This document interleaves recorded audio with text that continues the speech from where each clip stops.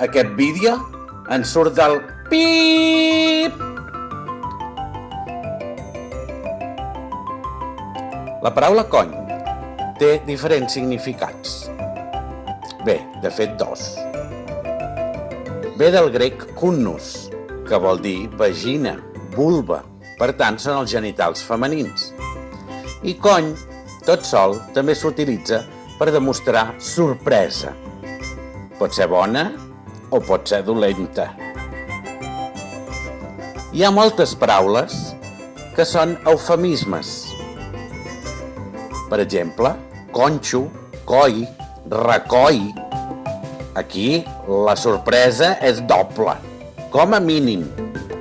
Parrús, xona, xitxirinel·la.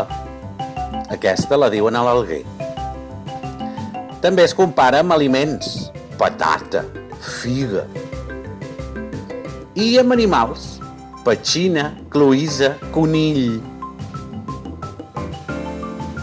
Les frases amb cony solen ser exclamacions, normalment negatives. Cony de... Què coi és això? Aquest sopar l'has fet com el cony. Menjar pa de cony vol dir que t'aprofites de la teva senyora, de la teva nòvia, d'una dona. Ves al cony de ta mare! Això vol dir que marxis, corrent si pots.